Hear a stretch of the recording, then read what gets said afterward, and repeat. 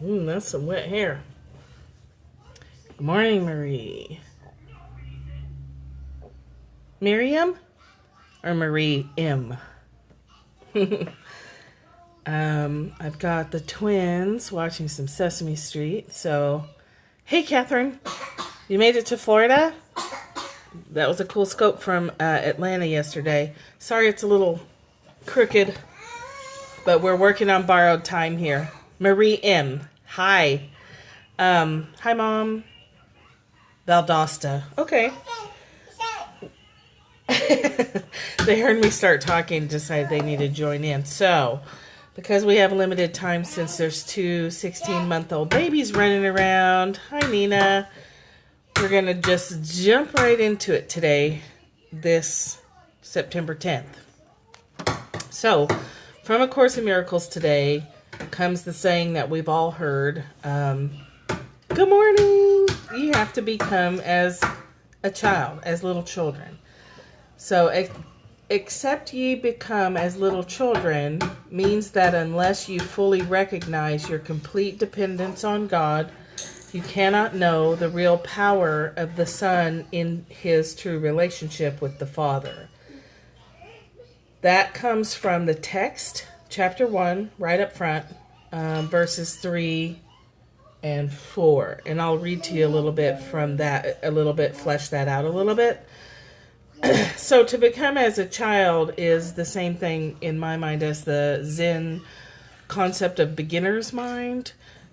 Children don't judge. They just are in alignment with Source, and they're not saying should. They haven't learned that naughty curse word should yet.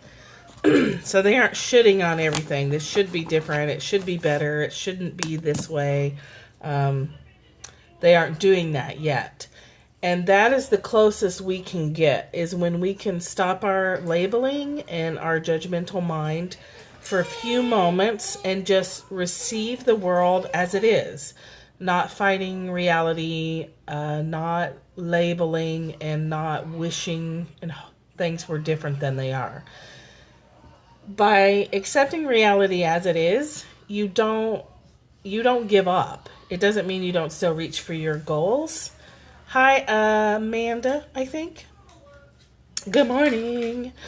We were talking about the part where you have to become as a little child and fully recognize your complete dependence on that connection to Source. If you want your life to be as smooth as possible, and if you want the best chance of achieving your highest potential. I'm going to read to you the section that says you do have a choice, and we do have free will. So it says, you cannot know the real power of the Son in his true relationship with the Father unless you are acting from a child mind, a beginner's mind. Not fighting reality, not labeling, not arguing with what is. Accepting what is what lets you reach for something else. So it's this constant adjustment. I accept what's happening and I reach for something else. I'm grateful for what's here right now as I'm reaching for other things, as I'm reaching forward. Hi, Linda. Hey, you guys, if Lindita Hazel right here, she has the chocolate color today. Love what is always. It's the only way to make progress. She's scoping now from her beautiful, gorgeous home in Puerto Rico, which I cannot roll my R. I've tried so hard. Yeah, so follow Linda for beautiful waterside views of Puerto Rico. Well, hi, Avery. So in the text, this section is wholeness and spirit. And what stood out to me is you get to choose between loveless and miraculous channels of expression. While you're in a body, you have that choice. And I like those words, like you can choose the loveless path or the miraculous path. It's totally up to you. You can wait, delay, paralyze yourself, or reduce your creativity almost to nothing. Like you can go so numb that you're leading that zombie life that, I mean, anyone on this scope is not living a zombie life. or you wouldn't be here. And it's certainly not what you're seeking, or you also wouldn't be here. So when you choose the loveless path of mental disconnection from your source, that's when you can just go numb and you're just functioning in life like a zombie. You really are like a zombie. You don't have a spark. You're just flat.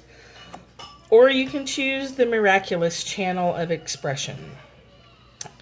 You can destroy your medium of communication, but not your potential. So even if you do go into zombie mode for a while, like you go through a hard time or your depression grabs you by the throat or whatever, the potential is there in every moment to go back to beginner's mind, to go back to child receiving and letting the world give to you. That's available to you at any time. And I think probably most people on here have at least been through a period of living the zombie life where you're just like, you're just going through the motions, and sometimes getting out of bed is the best you can do. Definitely. Yeah. And so, hey, Heidi, and Abraxas, and I saw Annalisa. Whoops, we've got a crier. Hold on just one second. What happened, baby? What happened, baby? What happened? Come here.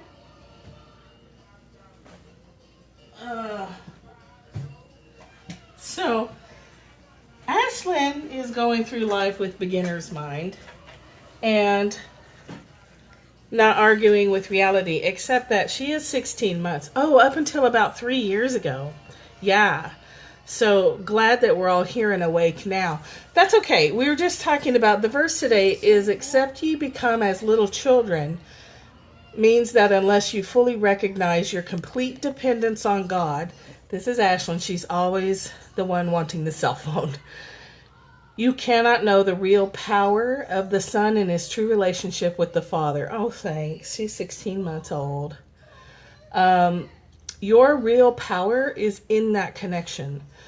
So if you are feeling victimized by the world or feeling like you can't accomplish anything, all that means is you've gone off center and you've lost the connection to your true source of power.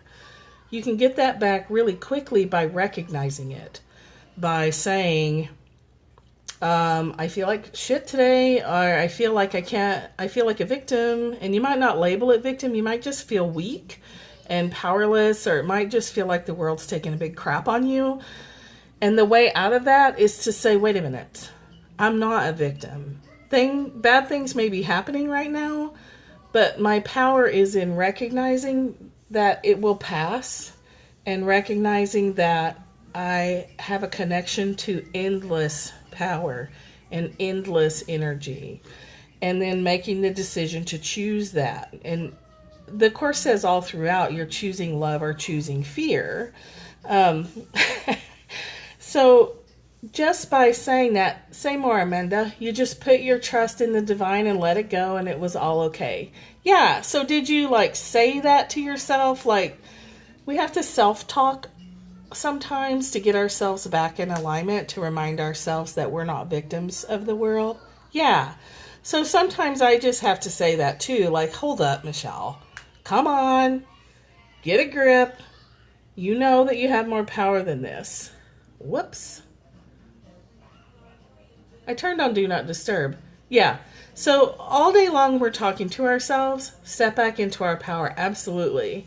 And that means watching what we say to ourselves. So stepping back into your power is just that easy. It's just that easy. It's just saying, whoops, I've slipped off center. I'm a little whiny today.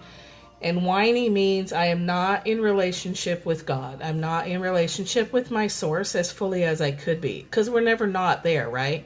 We get to choose how we express it and how much we feel it. But like we've used that sun and clouds metaphor, the sun doesn't go away. We just have the choice of, do we slap some clouds on the sun today? Or do we clear the clouds away and get full benefit of that sunlight for ourselves? So it's a pretty long section that this comes from today. And it says, I'm just going to read a few pieces of it that kind of stood out to me because there's like 6 verses in this section. It says, whatever is true is eternal and cannot change or be changed. Spirit is therefore unalterable because it is already perfect. But the mind can elect what it chooses to serve. So the mind gets to choose, do I serve love today or do I serve fear today? Do I put my energy on my connection so that I can feel my true power? Or do I blame circumstances and other people for my crappy feeling for the day? We get to choose. But it says the mind cannot serve yeah, she just woke up a little while ago, which is the only reason that cell phone is still standing. So it says the only limit put on the choices of the mind is it cannot serve 2 masters. So you can't choose to focus on fear and focus on love at the same time. Choosing one by necessity excludes the other, your awareness of the other. So if I'm in a fearful, blaming thought of, the world's out to get me or whatever, then I can't feel, are you gonna smile? I can't feel fear. Heidi, you feel like you've been hearing this message in different wording your whole life? That's because you have. Oh, great. Oh, I'm so grateful. Oh, she's so cute. Yeah, she wants the phone, so she's going to pull out all the stops. Heidi, you're so welcome. We do hear this message all the time. We hear it all the time because there is only one message. It comes to us in all kinds of different languages and in all kinds of different forms. But the bottom line is there's one message. You either connect to your source or you don't. You connect to God or you don't. And the consequences come from that one choice. You serve love or you serve fear, and the choice you make then has the domino effect of the consequences. It's hard to read. That's why we're going through it every day. So Heidi's saying she wanted to read the Course in Miracles but hasn't. It's a difficult read, so I've kind of taken on my mission for the next year to go through it and try and interpret it or help people understand what it's actually saying. Yeah, sooner or later we get it, right? Oh, cool. We got to have you. I know I see you all around. Yeah, it has to come in so many forms because we're all so different. We all speak different languages. Hello. We all speak different, we think differently. Our minds process differently. Yeah, this is A Course in Miracles verbal cliff notes. I'm trying to make it where you can use it. The information in here is valuable, but it's hard to use it in daily life if you don't kind of read it and then interpret it. So let's see. The miracle is a sign that the mind has chosen to be led in Christ's service. So when Marianne Williamson talks about a miracle is just a change in your perception, that is absolutely true. The miracle comes when you say, hey, you know what? I just caught myself caught up in fear and blame and anger and fighting against reality. And I'm going to stop right here and I'm going to shift. And I'm going to say, help me, whatever is out there, help me feel my connection to you. And you may not feel it immediately. You might not feel any better immediately. But if you keep reaching for that and keep self-talking, like Amanda said earlier, talking to yourself and saying, hey, I'm okay. I have my power. It's here and I will feel it. I'm willing to feel it and I'm willing to live my days more in love and less in fear. And we're not perfect, right? So we choose love, then we get scared. And we choose love again and then we get scared. Are you waving? Are you waving to the camera? Are you waving bye-bye? Oh, you're cute. We choose and we choose and we choose again. And we don't beat ourselves up when we catch ourselves blaming. They're saying hello to you, Ashlyn. Ashlyn, can you see the hearts? Don't beat yourself up. Look. What? There's hearts? if you beat yourself up when you're reaching for love, you're not really reaching for love, right? You're still beating the hell out of yourself, so you're still stuck in fear. So Esther Hicks from Abraham Hicks uses a good metaphor of a cork. We're a cork floating on the top of the ocean, okay? So we can grab that cork and we can pull it underneath the water. And it takes a lot of energy to do that. It takes a lot of energy to hold a cork underneath the water. And it's exhausting. And the easiest thing we can do is to take a deep breath and let go. And the cork automatically pops up to the surface. It naturally goes back to the top of the water, because that's like us. We're designed to just naturally return to love, to easily and naturally return to center, but we have to let go. We have to take a deep breath. We have to say, I'm going to choose love. I'm going to choose peace. And if that's a struggle, we can say, how can I see this situation differently? How can I see this situation in a way that's going to bring me back to love? So, the abundance of Christ is the natural result of choosing to follow him. By choosing to connect to your source, abundance is your natural result. Because, like Martha Beck says, all your good stuff is waiting at your home on Peace Street. You just have to be at home. You have to be in peace to receive all that you want. All shallow roots must be uprooted because they are not deep enough to sustain you. That's a constant, a habit we have to get into the habit of doing. Yes, we have some pretty shitty habits, and lucky for us, we're so strong and we are so powerful that we can make new ones. We can make love a habit just as we've made fear a habit. All shallow roots must be uprooted because they are not deep enough to sustain you.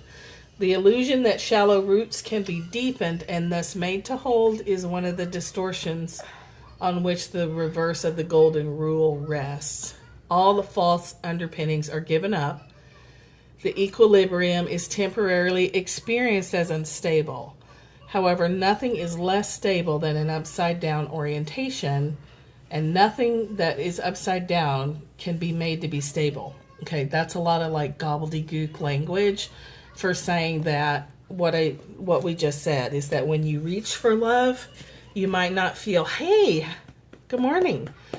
When you reach for love, you may not feel it in the moment. You've got like momentum going of upset and disconnection. So when you pull yourself back and say, nope, I'm going to reconnect, I'm going to choose love, I'm going to keep choosing love until I feel better, you're going to feel a little wobbly and unstable for a little bit, maybe. But as you keep asking and as you keep reaching and as you keep relaxing and deep breathing and letting your cork just naturally bob back up to the surface, are you still so sleepy? Then she's got it. So here's our little child example. What is this? What is that? Just do like Ashlyn does. Just look at the pretty hearts and tilt your head and be happy. So anyway, that is it for today. Going back to a state of beginner's mind. Practice again today if you haven't already, like not labeling. Let the world just be as it is. There's your business, their business, and God's business. Try to stay in your business today. And when you catch yourself in somebody else's business, trying to manipulate the world, just relax, let yourself off the hook, and just say those words inside your head. I'm going to choose love instead. I feel grumpy right now. I feel argumentative right now, and I'm going to stop. Today your business is having fun. What are you guys doing today? Katie 1010 is my sister, and she's already heading to Florida, and I'll be on my way with the twins. Oh, Daytona. That's awesome. My daughter and the twin granddaughters are going to head to Florida for a conference and a trip to the beach, and we're going to play. And I'm still going to scope. It might be at a weird time, but I'm still going to do it because that's my commitment to myself and to you all. Do you have any questions or ways this is playing out or concerns. Here comes another big yawn. I don't think she got enough sleep. Oh my. Oh my. Avery is playing with... She's on the couch. I can grab her. If you guys want to see Avery, I'll grab her real quick before I sign off. Oh no, don't cry. Let's get sister.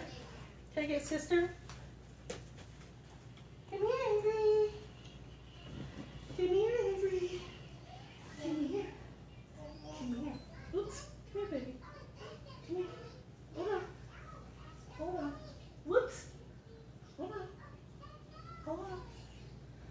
Hold on. Here we go. Here's Miss Avery. Look. Twin sisters. They're not identical, obviously. Yeah. Well, we'll be scoping from the beach and stuff. We're going to scope from Harry Potter's world from the beach. Yeah. Yeah, that's the hearts. That's from everybody who came today to learn to think like you do. You see her now? Say hi, Avery. Okay.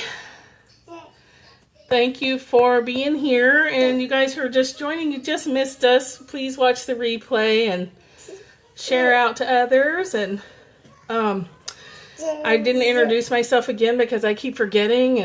And my name's Michelle Wolf, and I'm a coach for healers and helpers. Oh, that's okay. The replay is not very long. And so I help people who are helping animals and other people learn to take care of themselves and put themselves first. Because a lot of healers and helpers and intuitives and animal rescuers forget that they have to take care of themselves. Oh, yeah. One of the twins, Avery. What? Yeah? Hearts? Yeah. Pretty, huh? Pretty. Okay. Thank you. Have a great day. We'll see you tomorrow. And we'll see you from the beach. We're definitely going to do beach stuff. Thanks. Thank you. I had Ashlyn over here for a while and then needed to let Avery get a turn. Yeah. Say bye. Ouch. Say bye. Say bye-bye. Wave bye. She's not going to do it. Can you wave bye-bye? There she goes. Bye. All right. See you later. Thanks for coming. See you in the morning.